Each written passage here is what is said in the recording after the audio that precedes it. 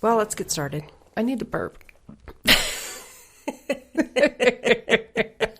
Oh my gosh. Hurry up so we can start without you burping. I think I'm good. I don't burp. I just never have been able to burp. Ever? Nope. That's got to be dangerous. Yeah. Even if you drink a bubbly drink? Nope. I mean, it's really, really rare that I ever burp. I just don't. I can feel bubbles like coming up. Do you fart? Yeah. But I don't burp. And my daughter, Megan, she can't burp either. She's just like me. All my other kids can burp on command. I mean, they can make themselves burp. But her and I can't. I wonder if it's because you don't swear. Well, today we're going to talk about places we've been. Now, both of us have been to a lot of places, so we won't be able to talk about every place, but we'll talk about a couple that we think are quite interesting, that seem to be places that other people would like to go, and maybe there'll be some information in here that will either spark your interest to go or get you asking questions, how to get there, and even answer questions that you may have had about these two places that we're going to talk about. Yeah, and if you've traveled at all, we end up going down a bunny trail that you will have experienced also. Absolutely. Yeah, I've been in some dark, seedy places in Hollywood, man.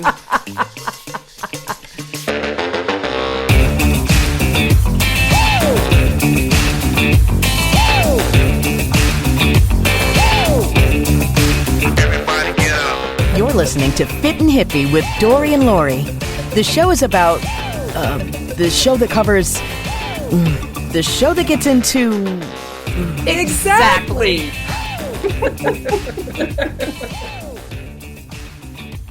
We're back. We're back. We're back here, and we're going to talk a little bit about places we've been. So maybe some of the places that we have been, you might want to go, or you've been there too. And that'd be fun to just kind of talk about some of the places that we've gone to. And also, we've had some experiences with foreign exchange students. Well, I was first just going to say there's places I've been nobody wants to go. That's probably true. So we might even touch on those subjects as well. Well, we need to take an episode to talk about your experiences in a band. I think that'd be fun. A lot of the places I've been were because I was in a band. Yeah. So, geographically as and well otherwise. as otherwise, yes. So, Dory, what's your most favorite place you've ever traveled to? I part of me wants to say Spain because I spent so much time in Spain walking the Camino that I got a great sense of the country as well as the people. So what is the Camino? So the Camino de Santiago is a walk that they do through Spain. And they actually have it through other countries. Like some people can start in Germany and walk all the way across and through France and into, Spain and whatnot. And we actually started in France on the border of Iderun, and we did what was called the Norte Trail, and it went along the coastline and into the mountains. It's not the most famous one. The most famous one was based off of the movie The Way. Has Martin Sheen is in that.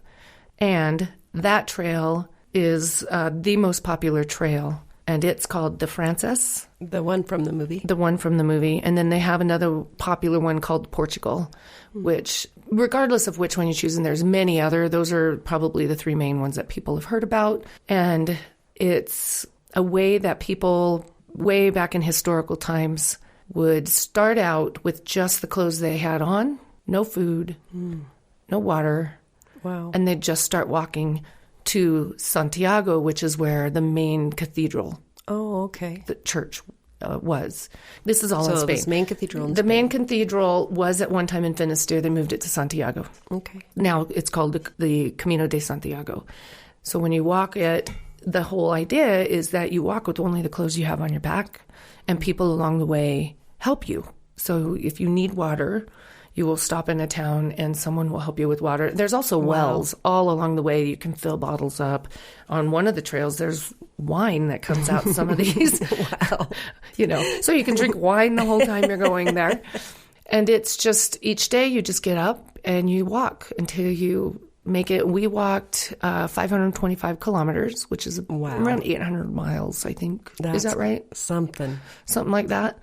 Then when we got into Santiago, you go into the church, and actually before you even get into the church, you get a stamp from the Compostelo, and your name goes down in the books as being a pilgrim who made the pilgrimage away along the way for your sins or whatever. My reason for doing it was I was 52, and my mom died at 52.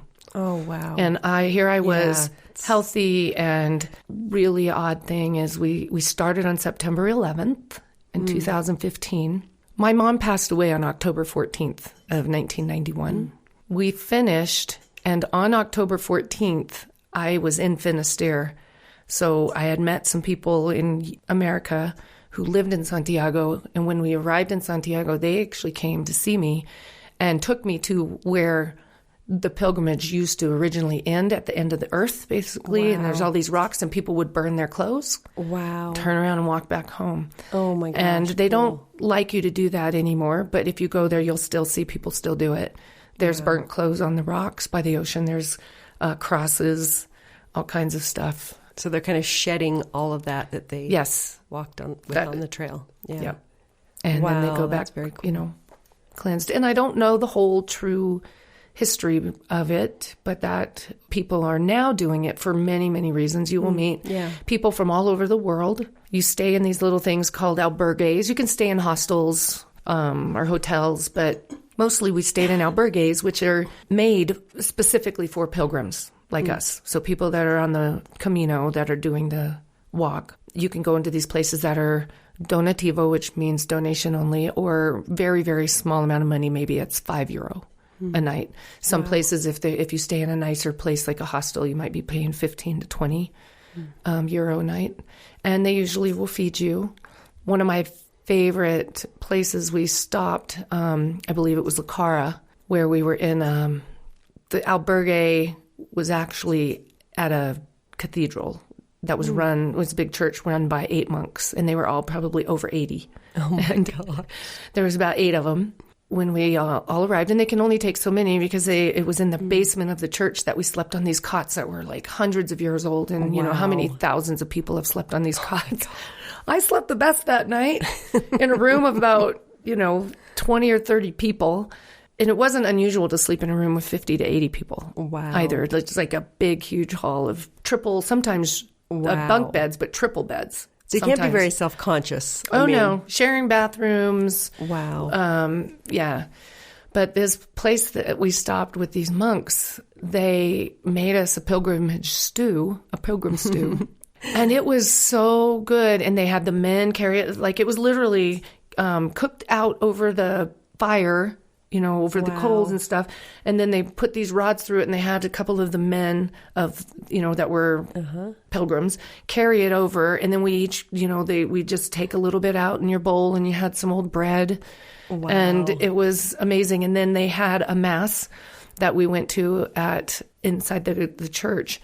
So they sang to us in Latin and didn't understand a word, but 8 old monks singing to you in Latin is beautiful. Yeah, that'd be very cool. So that was one of my favorite places only because of the experience.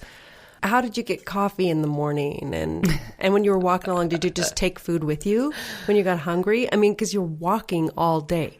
Yeah. First off, it's a different country. People over there don't... coffee. They have great coffee, but nothing opens up until like 9 or 10 in the morning. And we get up at like 6. Wow. Because we want to get on the road because we've got, 15 to 20 miles that we're walking. Right. A lot of the places that we stayed would have some coffee that you could get, but it was just, not the best. We always found places to get coffee. My friend that I went with, she would do the coffee dance and go, coffee, coffee, coffee, coffee, coffee, coffee. Whenever we go. That would be me. Yeah. Whenever we found the coffee place.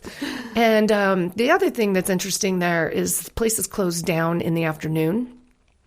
Everybody's taking siestas or taking their time off, and they don't really reopen till around 4 in the afternoon, but dinners don't usually start till like 8 or 9 in the evening. Yeah, most European countries are that way. Yeah. And so we would carry food. We'd stop in little supermarkets, and I ate avocados all the time. We'd get like chorizo, But the cool thing about the trail we were on, I could have went without taking any food. There were walnuts growing and all over the place you could easily pick. And nobody cares because they're just along the way. Like, wow. It doesn't belong to like anybody. There's fruit trees along the way. And they were okay for you guys to just pick and eat? Yeah. Wow. You wanted to be the first people before. So you got up at 6. So before it was all picked up, or just like, first of the season, you know. Yeah.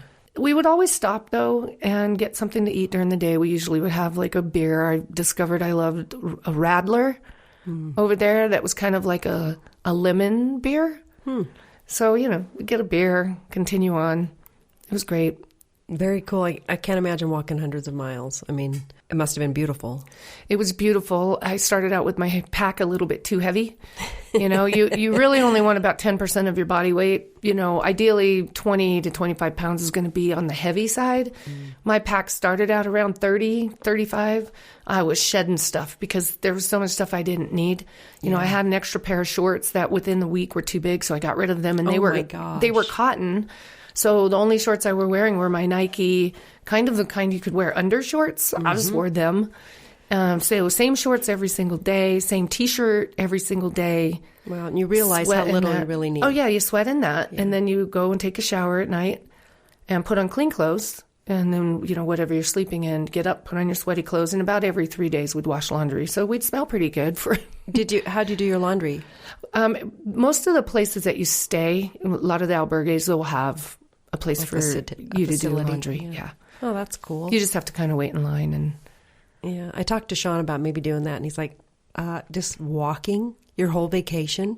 That does not sound like a vacation. The thing is that'd be great. The towns you go through, you will never see. If you just go to Spain and you go to like San Sebastian or you go to Santiago, you will never walk through some of these little towns that are out in the middle of nowhere. Experience the people are amazing. There was this one place we went to, and we were up in front. We were kind of with a group. There was about 6 of us on and off. And so 3 of us kind of went up ahead, and it was starting to rain. So we found, you would have never found it. It was not even off the main road, but it was this little dairy farm run by a woman. That's the other thing I will say. You always see the women working and the men are in the bars. Always. In Spain. Really? Always. Everywhere we went, the women were out running the fields. They were in, serving people. They were, doing whatever, doing all the work. And the men were in the bars. I'm not saying that they weren't doing things, men weren't, but it is definitely like we go to this farm. And there's a little cheese shop, and there's a house that's like right off. You can tell it's part of this village, not village, but this little farmland, this farmhouse. And up on the side, it says rooms for rent. And so we went into the little cheese factory, and there's this woman in there, and she's making cheese, and she's that's her house. And she does have a guy that's helping her milk the cows, but she's the one doing that, and she's got quite a few cows out there. She gives us some cheese, and it turns out that the rooms were €15, and I'm like, I'll take that because I'll get my own room. And then my friends got their own room for a luxury, right? Yeah. So we got that. That's still only like $20. Less than that. Yeah, €15. And this was 2015, so probably close to the same. Yeah. Like I said, in the middle of nowhere, you would have never found this. Well, we asked her, we're looking for a place that we could go to the store. We're looking for something, so we can get food. And she says, it's just about a mile down the road. And it's these cobblestone roads. Like, we're just walking along. And the next thing you know, we kind of come over this little hill. And it's like this old city that was like castles at one time. Very cool. It was, I was like, we're seeing a mirage. You walk into there, and I remember, I will never forget this, the church up on the top. So all of the churches there have the years. And it was 300 AD. Wow. It was all this old cobblestone. You could tell it was at one time an old village of some sort. Like I said, some of the places look like castles, but they had reconstructed it.